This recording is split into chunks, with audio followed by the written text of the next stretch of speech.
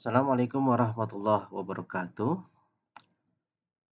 Pada sesi kali ini kita akan membahas materi tentang uji data 3 sampel atau lebih yang bersifat independen atau tidak berhubungan atau kita sebut sebagai, K-independent sample test.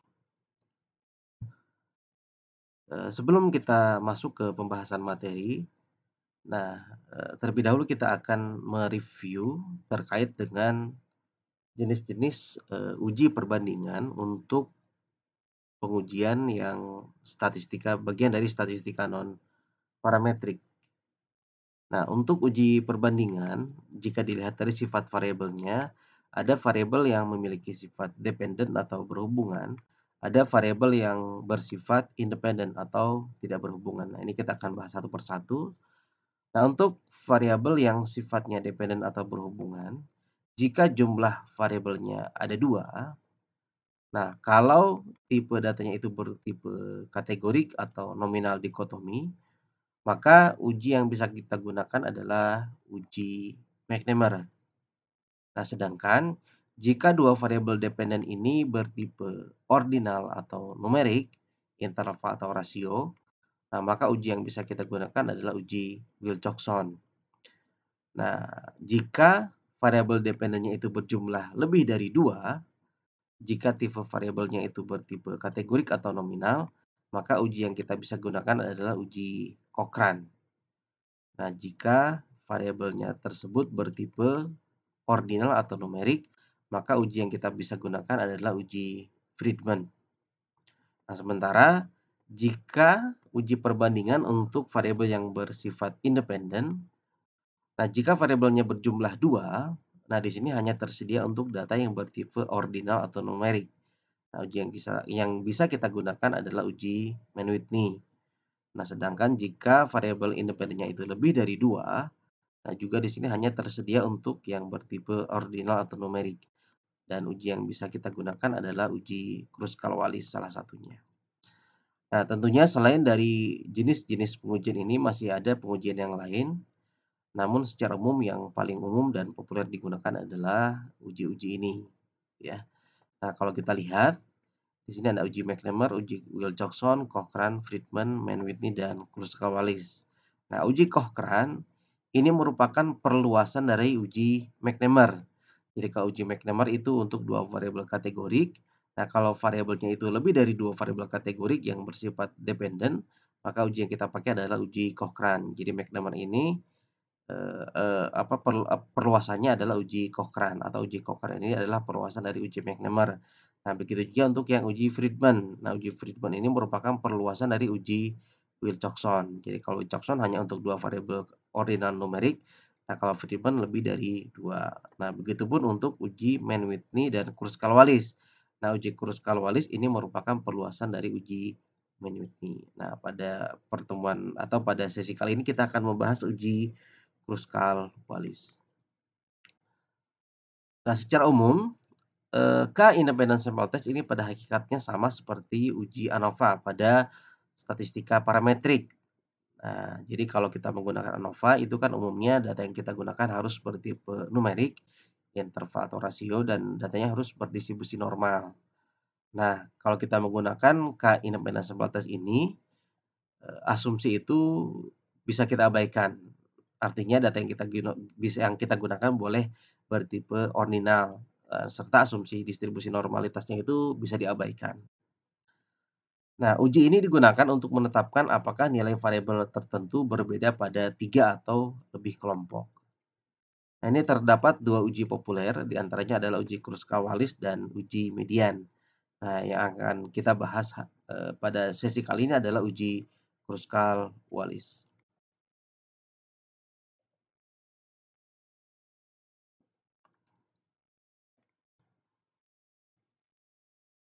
Ya. Uji Kruskal-Wallis ini merupakan salah satu uji dalam statistika non-parametrik yang dapat digunakan untuk menguji perbandingan lebih dari 2 kelompok populasi yang sifatnya independen dengan data berbentuk ranking atau minimal berbentuk ordinal. Nah, pengujian ini merupakan perluasan dari uji Mann-Whitney. Jadi kalau Mann-Whitney itu membandingkan 2 variabel independen. Nah, kalau variabelnya lebih dari 2, nah maka kita bisa menggunakan uji Kruskal-Wallis. Misalkan kita bandingkan kelas A dengan kelas B. Nah, kalau misalkan kelasnya lebih dari 2, maka kita tidak bisa lagi menggunakan uji Mann-Whitney, tapi harus menggunakan uji Kruskal-Wallis. Misalkan kelas A, B, C, D, E, dan seterusnya, maka kita harus menggunakan uji Kruskal-Wallis. Nah, uji Kruskal-Wallis ini juga merupakan alternatif dari uji ANOVA satu arah saat asumsi parametriknya tidak terpenuhi. Misalkan datanya angka tapi tidak berdistribusi normal. Nah, maka kita bisa menggunakan uji Kruskal-Wallis. Nah, jika data yang terkumpul itu masih berbentuk numerik, interval atau rasio, maka data tersebut harus dirubah dulu menjadi bentuk ordinal atau kita buat menjadi bentuk ranking. Nah, ini adalah struktur data untuk pengujian Kruskal-Wallis. Jadi untuk uji Kruskal-Wallis itu variabelnya lebih dari 2. Jadi kalau kita hanya punya 2 variabel saja, X1 dan X2, maka uji yang kita gunakan adalah uji Mann-Whitney. Nah, kalau variabelnya lebih dari 2, X1, X2, X3, X4, X5, dan seterusnya sampai X ke K, maka uji yang kita gunakan adalah uji Kruskal-Wallis. Nah, data dasar ketika kita gunakan uji Kruskal-Wallis adalah data ordinal, sehingga kalau datanya masih berbentuk numerik, maka data ini harus kita konversi dulu menjadi bentuk ranking. Jadi ini rank X1 merupakan ranking dari data X1, ini ranking X2, ranking X3, sampai ranking ke X ke K. Kemudian, ranking ini kita jumlah untuk masing-masing variabelnya, ini adalah R1, jumlah R2, jumlah R3. Nah, ini adalah jumlah data untuk masing-masing variabel, N kecil 1, N kecil 2, N kecil 3. Nah, ini jumlah data untuk masing-masing variabel itu boleh berbeda, boleh sama. Misalkan kita bandingkan kelas A, kelas B, kelas C. Nah, tentunya jumlah siswa atau mahasiswa di kelas A, B, dan C ini tidak selalu sama, jadi bisa saja berbeda gitu ya. Nah, jadi untuk uji Kruskal-Wallis ini memungkinkan digunakan untuk data yang jumlahnya berbeda. Nah, kemudian dari masing-masing jumlah ranking ini nanti dihitung rata-ratanya. Ini adalah rata-rata ranking 1, rata-rata ranking 2, dan rata-rata ranking ke K. Nah, ini adalah langkah-langkah pengujiannya, ini kurang lebih hampir sama. Jadi pertama kita tentukan hipotesisnya, ada hipotesis 0, ada hipotesis 1. Jadi ada untuk H0, ini ada mu A, ada mu B, ada mu C, sampai mu ke K. Karena untuk uji Kruskal-Wallis itu adalah variabelnya lebih dari 2. Jadi kalau hanya 2, mu A, mu B, berarti pakai uji Mann-Whitney. Nah, kalau misalkan variabelnya lebih dari 2, A, B, C, dan seterusnya, maka uji yang kita pakai adalah uji Kruskal-Wallis. Nah, untuk H0, mu A sama dengan mu B sama dengan mu ke K, sampai mu ke K, artinya rata-rata K populasi itu diambil dari populasi yang sama. Nah, untuk H1-nya itu adalah lawan dari H0, artinya ada mu I tidak sama dengan mu J untuk I tidak sama dengan J. Artinya paling sedikit ada satu yang berbeda. Nah, langkah selanjutnya adalah tentukan taraf signifikansi alfa. Nah, nilai alfa ini kita gunakan untuk mencari tabel chi-square dengan derajat bebas df K-1, di mana K itu adalah banyaknya variabel atau perlakuan. Jadi kalau misalkan kita bandingkan kelas A, B, C, misalkan kita bandingkan 4 kelas, maka K-nya adalah 4. Kemudian untuk statistik uji, nah untuk statistik uji di dalam uji Kruskal-Wallis itu disediakan 2 persamaan atau 2 rumus ya. Nah, jika data yang kita punya semuanya berbeda untuk semua variabel, nah maka rumus yang kita gunakan adalah rumus yang pertama, yang ini ya. Jadi chi-square atau kita simbolkan dengan H, 12 dibagi N dikali N plus 1 dikali sigma RJ kuadrat dibagi N kecil J dikurangi 3 dikali N plus 1.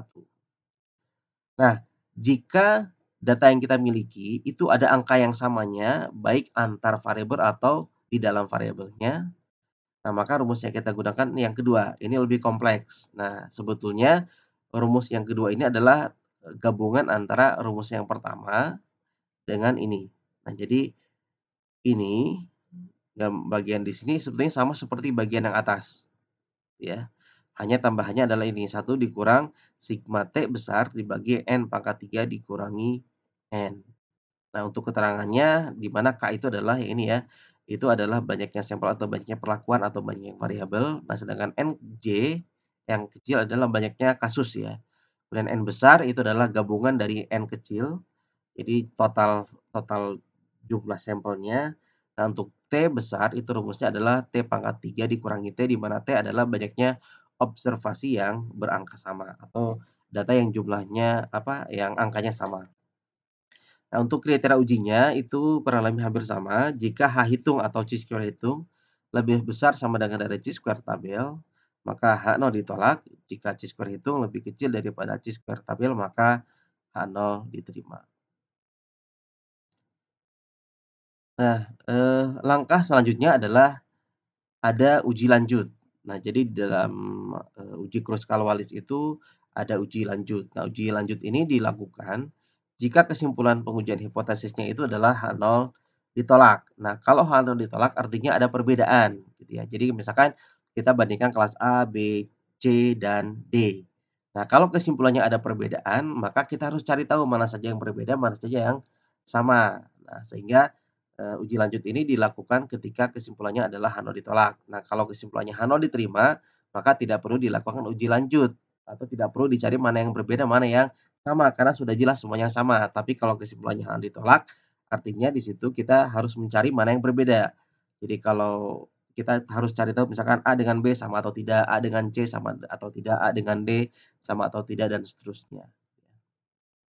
Nah, untuk uji lanjut, hipotesis yang kita gunakan H0 itu mu U sama dengan mu V. Jadi kita bandingkan antar dua variabel atau antar dua perlakuan. Nah, untuk H1-nya, ini ada hipotesis satu arah ke kanan, ada hipotesis satu arah ke kiri, dan ada hipotesis dua arah. Nah, tergantung dari keinginan si peneliti. Ingin mencari apakah ada perbedaan atau tidak, maka kita gunakan hipotesis dua arah. Nah, kalau kita ingin mencari mana yang terkecil atau mana yang terburuk, maka kita gunakan satu arah ke kiri. Tapi kalau kita ingin mencari mana yang terbesar atau mana yang terbaik, maka kita gunakan hipotesis satu arah ke kanan. Nah, untuk kriteria uji, ini tolak H0 jika, nah ini ada yang satu arah, ada yang dua arah. Jadi kalau kita gunakan hipotesis satu arah, baik ke kanan ataupun ke kiri, kita gunakan yang ini kriteria ujinya, ya. Jadi kita bandingkan antara dua, nilai rata-rata rankingnya. Nah, ini kalau untuk yang dua arah, ini adalah kriteria ujinya. Jadi untuk yang satu arah ataupun dua arah, sebetulnya kriteria ujinya hampir sama. Yang berbeda adalah ketika kita mencari Z-tabelnya. Nah, untuk yang satu arah, Z-tabelnya di sini hanya alfa saja. Nah, sedangkan kalau dua arah, di sini alfanya dibagi dua. Jadi yang membedakan hanya ini saja, yang lainnya sama.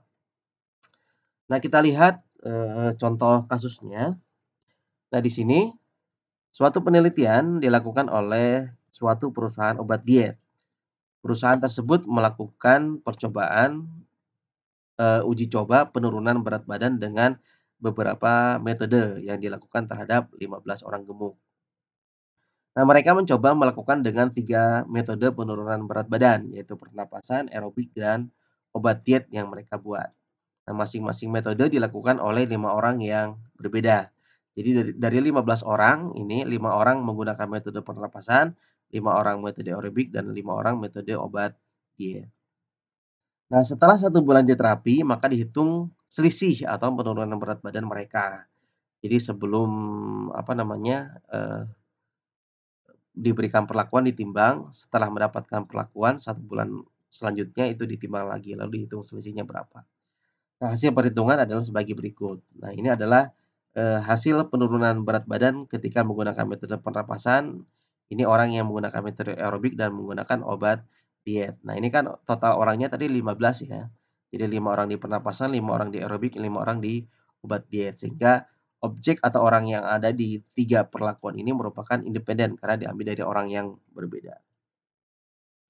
Nah, dari data ini, dari data yang ini ya, ingin diketahui apakah ada perbedaan penurunan berat badan dari ketiga metode yang diujikan menggunakan taraf signifikansi 5%. Nah, misalkan untuk data ini kita asumsikan datanya tidak berdistribusi normal. Nah, sehingga walaupun datanya numerik, tapi karena tidak berdistribusi normal, kita harus menggunakan uji Kruskal-Wallis. Ya. Nah, ini adalah langkah-langkah pengujiannya. Sebelumnya kita tentukan dulu karena kita punya 3 variabel atau 3 perlakuan, maka kita punya 3 nilai mu. Misalkan mu 1 adalah penurunan berat badan untuk metode pernapasan, mu 2 penurunan berat badan untuk metode aerobik, mu 3 penurunan berat badan untuk metode obat diet. Nah, langkah pertama kita tentukan hipotesisnya. Nah, untuk H0 adalah mu 1 sama dengan mu 2 sama dengan mu 3 karena tadi kita punya 3 perlakuan atau 3 variabel. Nah, untuk H1-nya lawan dari H0 itu kita singkat misalkan ada mu i tidak sama dengan mu j. Nah, kalau ada yang tidak sama, artinya ada perbedaan yang signifikan pada penurunan berat badan dari ketiga metode. Nah, H1-nya lawan dari ada perbedaan berarti tidak ada perbedaan yang signifikan pada penurunan berat badan dari ketiga metode. Langkah selanjutnya adalah kita tentukan taraf signifikansi alfa. Nah, tadi sudah dijelaskan di awal, alfa ini kita gunakan untuk mencari tabel chi-square. Nah, tadi di soal alfanya adalah 5%, kalau kita buat desimal menjadi 0,05. Nah, untuk mencari tabel chi-square selain alfa, kita juga harus mencari nilai df atau degree of freedom dengan rumus K-1, di mana K adalah banyaknya variabel. Nah, di sini kan variabelnya ada 3, berarti df-nya adalah 3-1 sama dengan 2. Nah, kemudian kita cari di tabel chi-square. Nah, lihat tabel chi-square, cari pertemuan antara alfa 0,05 dengan df 2. Nah, itu kita peroleh nilai tabel chi-square-nya adalah sebesar 5,991. Nah, langkah selanjutnya adalah statistik uji. Nah, jika, untuk statistik uji, nah ini langkah pertama adalah kita hitung ranking gabungan dari 3 metode penurunan berat badan. Jadi kan tadi kita punya 3 variabel ya. Nah, langkah pertama adalah karena datanya masih berupa numerik, maka harus dikonversi dulu menjadi bentuk ranking. Nah, itu kita bentuk menjadi bentuk ranking, kemudian, per-ranking-annya ini, digabungkan. Jadi proses per-ranking-annya hampir sama seperti proses per-ranking-an dalam uji Mann-Whitney. Kemudian langkah kedua, setelah dihitung rankingnya, kemudian dijumlah untuk, ranking untuk masing-masing variabel. Jadi R1 jumlah ranking untuk pernapasan, R2 jumlah ranking untuk aerobik, R3 adalah jumlah ranking untuk obat diet. Nah, jadi ini adalah variabel awalnya.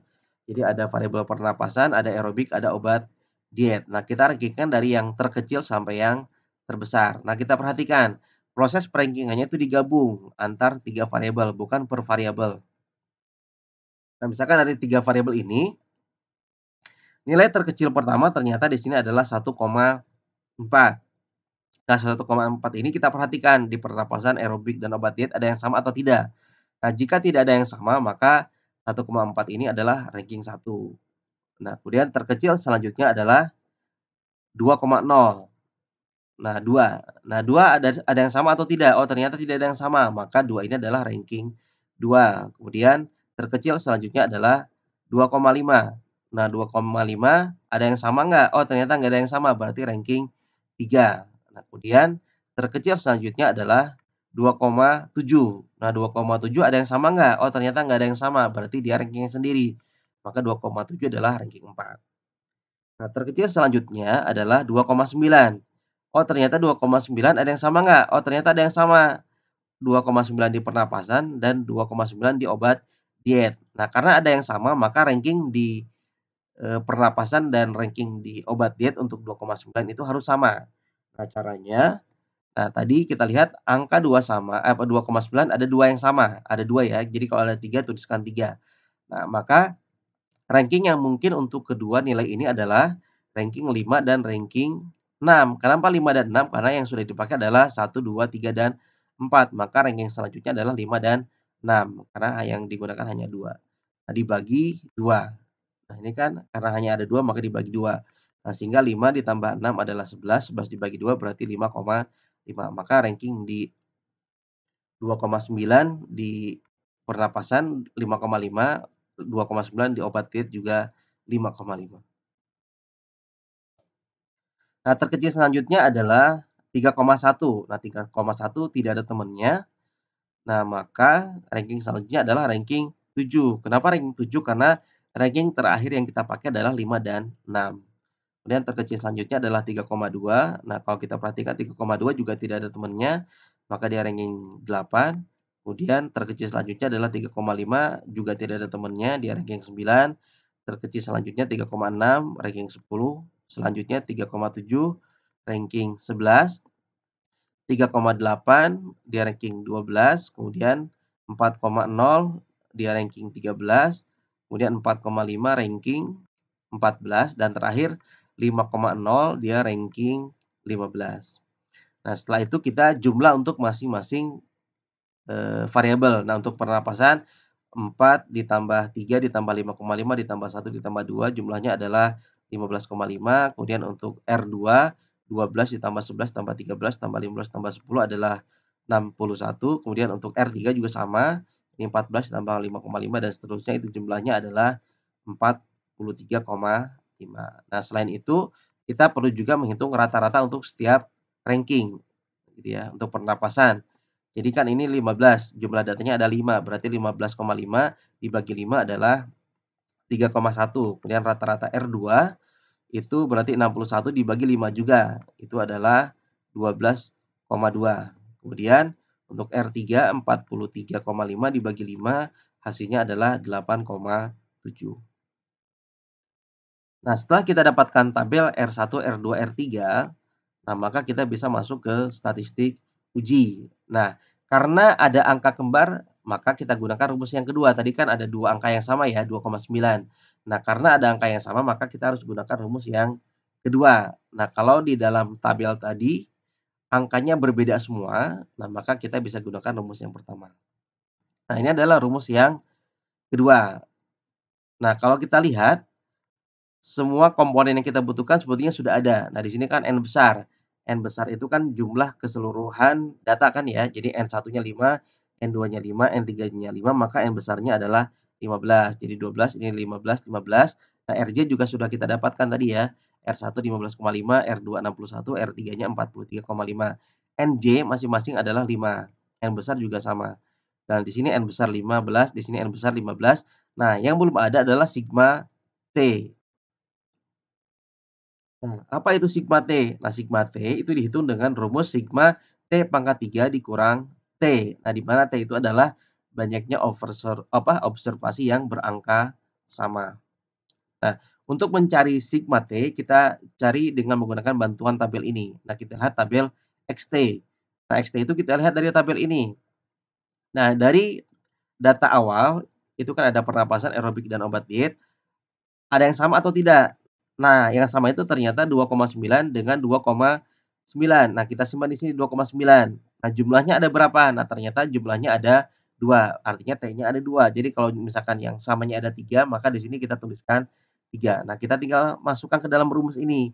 T-nya kan tadi 2, berarti 2 pangkat 3 dikurangi T-nya juga 2, berarti 2 pangkat 3 dikurangi 2. 2 pangkat 3 itu kan 8, 8 dikurangi 2 adalah 6. Nah, kemudian selain ini masih ada nggak? Oh, ternyata nggak ada. Kalau nggak ada, ya udah berarti tinggal kita jumlahkan saja. Sigma T-nya berarti di sini adalah 6. Kalau masih ada yang sama, ya tinggal ditambahkan di bawahnya. Di bawah 2,9 ada berapa, tinggal dilanjutkan.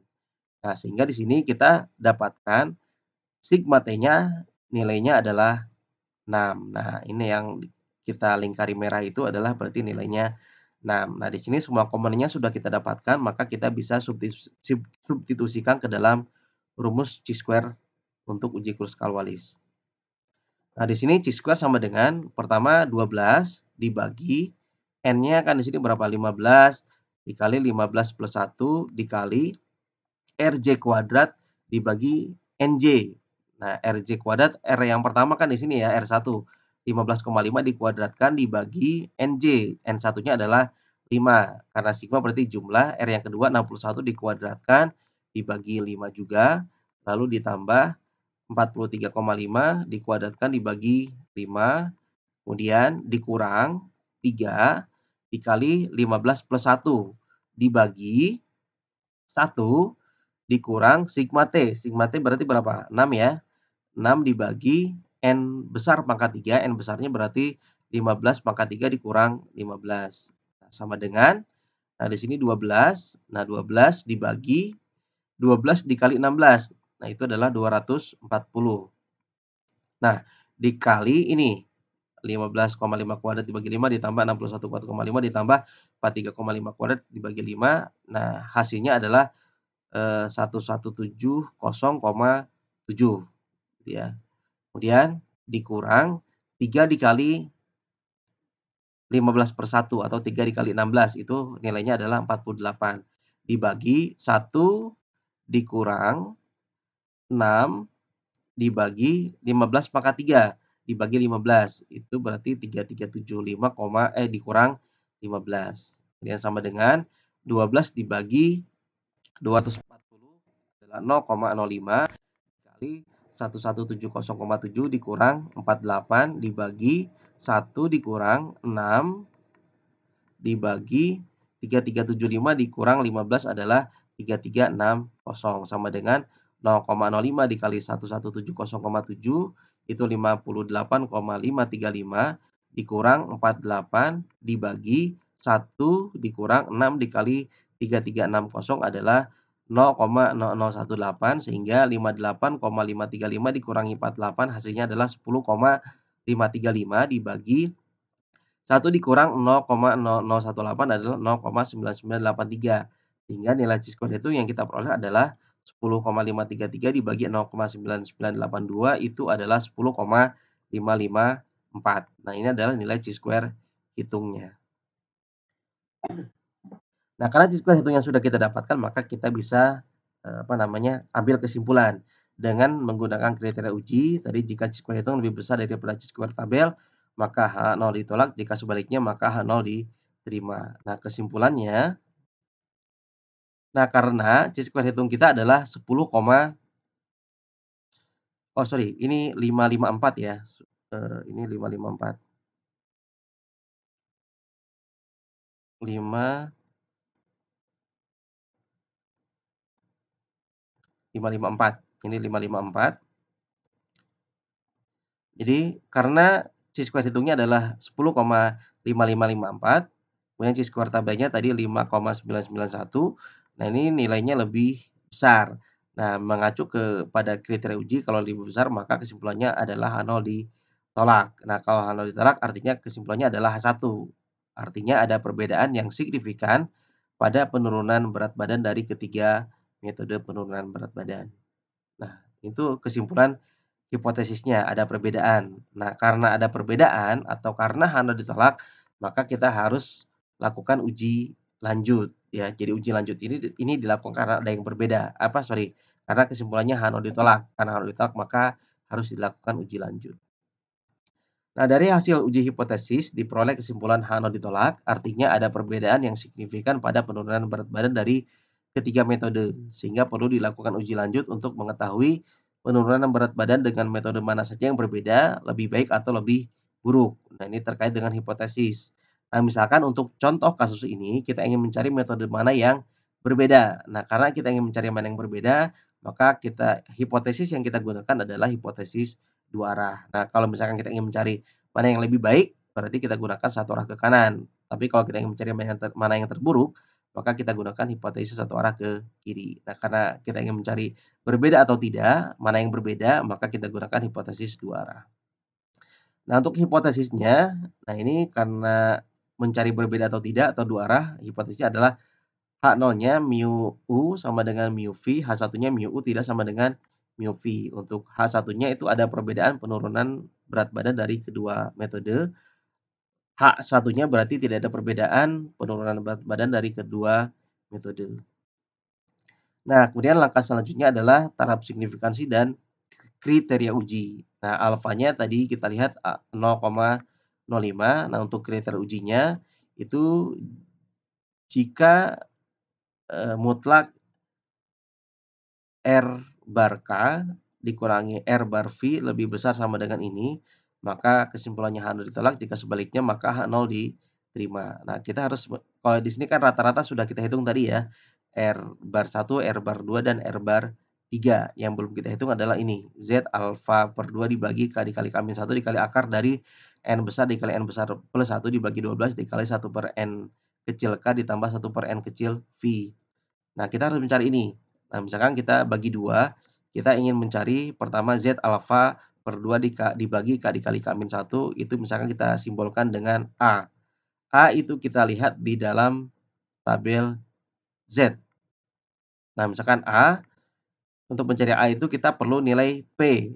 P itu dihitung dengan menggunakan rumus 1 min ini, alfa per 2 dibagi K dikali K-1. Berarti 1 dikurang alfa per 2 berarti kan 0,05 dibagi 2 ya.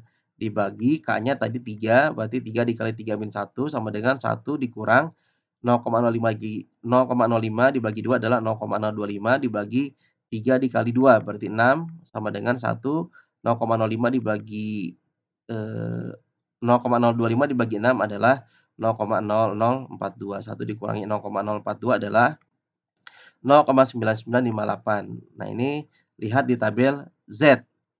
Lihat di tabel Z yang tengah-tengahnya 0,9958. Nah, nanti lihat di tabel Z. Nah, cari yang tengah-tengahnya 0,9958. Lihat sisi kiri dan sisi atasnya. Nah, itu diperoleh 2,63. Jadi sisi kirinya 2,6, sisi atasnya adalah 0,03. Nah, mungkin yang 0,9958 tuh nggak ada, adanya 0,9957 dan 0,9959. Jadi kita ambil yang sebelumnya, ya. Nah, itu kita peroleh Z tabelnya adalah 2,63. Nah, itu baru untuk yang A. Nah, untuk yang B, untuk yang bagian B, nah untuk yang bagian B itu kita hitung di setiap perbandingan antar 2 perlakuan. Jadi nanti kita hitung di tahap selanjutnya. Nah, ini kita peroleh Z tabelnya adalah 2,63. Nah, statistik uji dan kesimpulan. Nah, tadi kita peroleh untuk pernapasan R1 15,5 dengan N1-nya 5, maka rata-ratanya adalah 3,1. Untuk aerobik rata-ratanya adalah 12,2, untuk obat diet rata-ratanya adalah 8,7. Kemudian, N besarnya adalah sorry ini 15. Banyak salah ini, salah ketik. Ini 15.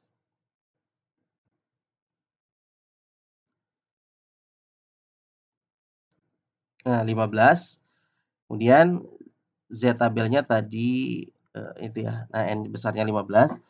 Nah, di sini dengan kriteria H0 ditolak jika, eee, rata-rata RK dikurangi rata-rata RV lebih besar daripada ini. Nah, maka kesimpulannya adalah H0 ditolak. Jika sebaliknya maka H0 diterima. Nah, di sini dengan Z tabelnya adalah 2,63 ini ya. Nah, ini yang belum ada kan ya, karena nanti disesuaikan dengan jumlah sampel untuk masing-masing perlakuan. Nah, sekarang kita bandingkan antar 2 perlakuan. Nah, misalkan kita punya 3 perlakuan ya, jadi pernapasan dengan aerobik, nanti kita bandingkan pernapasan dengan obat diet dan aerobik dengan obat diet. Nah, yang pertama kita bandingkan antara pernapasan dengan aerobik, berarti kita bandingkan antara R1 dengan R2. Nah, yang kita bandingkan adalah rata-ratanya. Rata-rata R1 kita bandingkan dengan rata-rata R2. Nah, kemudian kita cari apakah lebih besar ataukah lebih kecil, maka di sini saya tuliskan dengan tanda tanya. Nah, kita bandingkan dengan yang ini. Nah, di sini kan R1-nya tadi rata-ratanya 3,1, R2-nya rata-ratanya adalah 12,2. Ini ya, 3,1 dikurangi 12,2 tanda tanya nah, sedangkan yang ininya, yang sisi kirinya, sisi kanannya Z alfa per 2-nya tadi 2,6. Nah, ini belum dihitung, maka dihitung di sini. Berarti 15 dikali 15 plus 1 dibagi 12 dikali 1/5 ditambah 1/5 ya. Kebetulan jumlah sampelnya sama. Nah, tanda tanya, kemudian di sini 2,6. Nah, hasil akar ini adalah 20 dikali 0,04. Kemudian 2,63 dikali 8, akar 8. Nah, 2,63 dikali 2,83. Nah, ini 3,1 dikurang 12,2 itu adalah min 9,1. Nah, karena di sini dimutlakkan berarti dibuat menjadi positif ya, 9,1. Nah, kemudian 2,63 dikali 2,83 hasilnya adalah 7,44. Nah, kalau kita perhatikan di sini 9,1 itu adalah lebih besar daripada 7,44. Nah, karena dia lebih besar maka H0 ditolak gitu ya. Jadi karena dia lebih besar maka H0 ditolak. Nah, kalau H0 ditolak artinya ada perbedaan. Jadi dari kesimpulan ini kita bisa dapatkan kesimpulan bahwa pernapasan, berbeda dengan aerobik gitu ya. Nah, kemudian yang kedua, kita bandingkan pernapasan dengan obat diet. Nah, berarti kita bandingkan antara R1 dengan R3. Nah, dibandingkan dengan yang ini, sama ya. Nah, kemudian, R1-nya tadi 3,1, R3-nya adalah 8,7. Nah, kemudian yang di sini Z alfa per 2-nya adalah 2,63, yang akar ini hampir sama dengan yang atas, 15 dikali 15 + 1 dibagi 12, dikali 1/5 ditambah 1/5. Kemudian 2,63 akar ini adalah 20 dikali 0,4 sama dengan 2,63 dikali akar 8 sama dengan 2,63 dikali 2,83. Nah, 3,1 dikurangi 8,7 adalah min 5,6. Nah, karena ada mutlaknya maka dipositifkan jadi 5,6. Nah, kemudian dibandingkan dengan 2,63 dikali 2,83 adalah 7,44. Nah, jika kita perhatikan 5,6 ini lebih kecil daripada 7,44. Nah, karena lebih kecil maka kesimpulannya adalah H0 diterima. Nah, kalau H0 diterima artinya tidak ada perbedaan antara pernapasan dengan obat diet. Jadi penurunan berat badan dengan metode pernapasan dan obat diet ini tidak berbeda signifikan gitu ya, walaupun ada perbedaan tetapi perbedaannya tidak signifikan. Nah, yang ketiga itu kita bandingkan antara obat diet dengan aerobik atau aerobik dengan obat diet. Nah, maka kita di sini bandingkan antara R2 dengan R3. Nah, kita bandingkan dengan Z alfa per 2 dikali akarnya. Nah, R2-nya tadi kan 12,2, R3-nya adalah 8,7. Nah, di sini Z alfa per 2-nya adalah 2,63 dikali akar ini, hampir sama seperti yang atas karena kebetulan jumlah sampelnya sama-sama 5.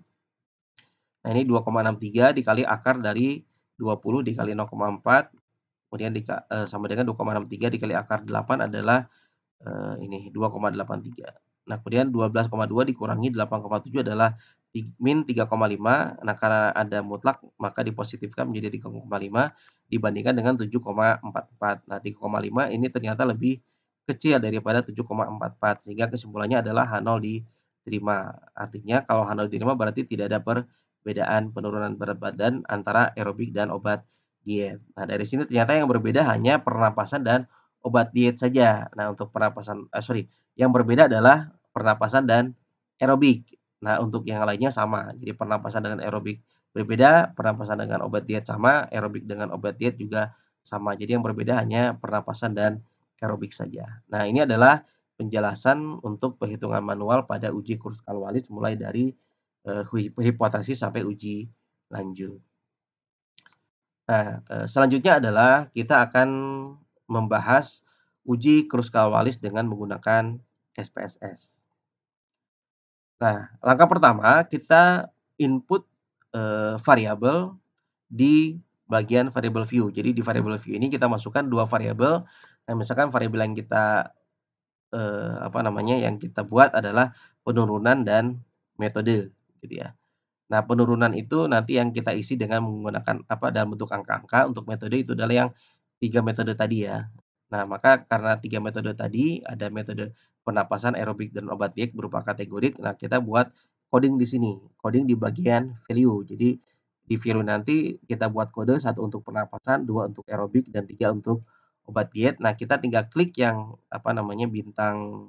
yang titik 3, kita klik ini. Nah, kemudian di sini kita diminta untuk memasukkan value dan labelnya.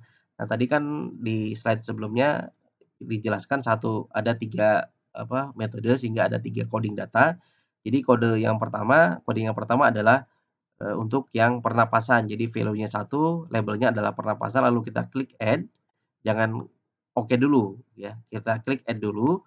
Kemudian coding yang kedua adalah untuk yang aerobik. Jadi value-nya 2, labelnya aerobik, kita klik add.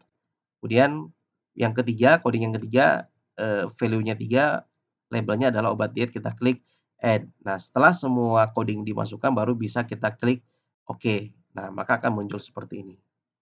Nah, setelah, penulisan atau pembuatan variabel selesai, maka kita bisa pindah ke data view. Nah, maka akan muncul seperti ini. Nah, di sini adalah, tempat untuk memasukkan, variabel-variabel datanya.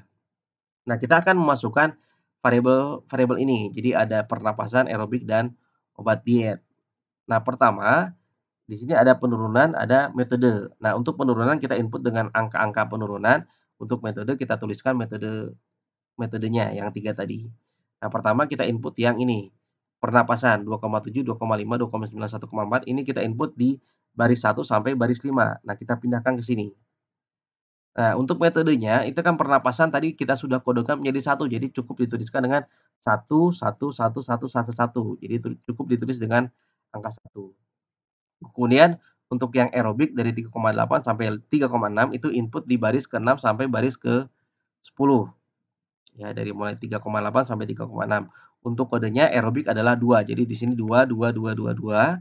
Nah, untuk yang obat diet dari 4,5 sampai 3,2 itu kita input di baris ke-11 sampai ke-15. Untuk kodenya obat diet adalah 3.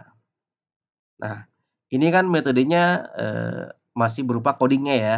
Nah, kalau kita ingin melihat, apa namanya, labelnya, nah ini kodenya, labelnya, maka kita bisa lihat yang value label di atas. Ada yang angka A dan huruf 1. Itu ketika kita klik, kalau kita klik ini, maka akan muncul seperti ini. Jadi yang awalnya pernapasan akan kembali ke aerobik gitu ya. Nah, setelah, proses input data selesai, nah di sini jumlah barisnya ada 15 karena jumlah orangnya tadi ada 15 ya. Nah, selanjutnya untuk langkah-langkahnya kita klik analyze. Nah, dari serangkaian pilihan ini kita klik yang non parametric test, lalu kita pilih yang legasi dialog, nah kemudian kita pilih yang K independent sample test karena kita punya 3 variabel yang sifatnya independen. Kalau hanya 2 ya cukup klik yang 2. Nah, kita klik yang 3 dan di sini ada muncul tampilan seperti ini. Nah, di sini ada test variablis, ada grouping variabel. Nah, untuk test variablis kita isi yang angka. Nah, untuk yang angka itu kan penurunan ya, maka yang penurunan kita pindahkan ke test variablis. Nah, untuk grouping variabel itu kita isikan untuk yang sifatnya kode. Nah, berarti yang metode kita pindahkan ke grouping variabel. Nah, kita tinggal pindahkan satu-satu ya, penurunan ke test variablis, metode ke grouping variabel. Nah, jadi seperti ini. Nah, setelah kita pindahkan, ini tidak bisa langsung kita klik oke, karena ada di grouping variable itu masih ada 2 tanda tanya yang harus kita definisikan. Nah, kita klik define group, define range. Nah, di sini ada minimum, ada maksimum. Nah, tadi kan kita inputkan kodenya 1, 2, dan 3. Nah, berarti minimumnya 1, maksimumnya adalah 3. Kalau kita punya 4 variabel berarti 1 sampai 4. Nah, 1 sampai 3 kita klik continue. Nah, karena tipe uji yang kita ingin keluarkan output-nya adalah uji kurs skala-walis, jadi kita klik checklist kurs skala-walis, lalu setelah itu kita klik oke. Nah, maka akan keluar output seperti ini. Nah, output yang pertama itu adalah range, jadi pernapasan jumlah sampelnya 5, rata-rata rankingnya adalah 3,1, begitu juga untuk aerobik dan obat diet. Nah, untuk yang 3,1 itu adalah rata-rata ranking untuk pernapasan. Jadi tadi R1 kan 15,5 dibagi 5 jumlah sampelnya, maka diperoleh 3,1. Nah, untuk aerobik rata-rata rankingnya adalah 12,2, yaitu R2 itu didapat dari 61 dibagi 5 dibagi sama dengan 12,2. Untuk 8,7 itu adalah untuk R3. R3 tadi jumlahnya adalah 43,5 dibagi 5 hasilnya adalah 8,7. Nah, kemudian untuk pengambilan kesimpulannya itu kita gunakan, tes statistik. Nah, untuk T-square kita peroleh 10,554. Ini sama persis seperti dalam perhitungan manual ya, 10,554. Untuk, proses pengujiannya, nah ini kita gunakan kriteria uji jika Chi-square hitung lebih besar daripada Chi-square tabel dengan derajat bebas, dengan alfa dengan derajat bebas adalah K-1. Dan di sini kan alfanya 0,05, DF-nya adalah 3-1 ya, itu 2. Nah, dari sini DF-nya sama. Jadi 2 ini diperoleh dari 3-1, karena kita punya 3 metode. Maka H0 ditolak, jika sebaliknya maka H0 diterima. Nah, untuk kesimpulannya, chi-square hitungnya tadi 10,554. Nah, kita bandingkan dengan chi-square tabel dengan alfa 0,05 dan DF-nya 2 adalah 5,991, di sini adalah lebih besar. Nah, karena lebih besar maka H0 ditolak. Nah, ini pengambilan keputusan menggunakan statistik chi-square. Nah, bisa juga mengambil keputusan dengan menggunakan nilai p-value atau nilai signifikansi. Nah, di sini untuk kriteria ujinya jika nilai v-value yang 0,005 ini lebih kecil daripada alfa, misalkan kita ambil alfa 0,05, maka H0 ditolak, jika sebaliknya maka H0 diterima. Nah, untuk kesimpulannya nilai v-value-nya adalah 0, ini ya, 0,005. Nah, kita bandingkan dengan alfa kita 0,05. Nah, di sini nilainya adalah lebih kecil. Nah, karena lebih kecil maka kesimpulannya H0 ditolak. Nah, jadi kesimpulan baik menggunakan uji chi-square ataupun v-value, nah kesimpulannya akan sama-sama ditolak gitu ya. Nah, demikian, penjelasan untuk uji Kruskal-Wallis, mudah-mudahan bisa difahami. Jika ada pertanyaan silakan ditanyakan di kolom komentar, kurang lebihnya mohon maaf. Assalamualaikum warahmatullahi wabarakatuh.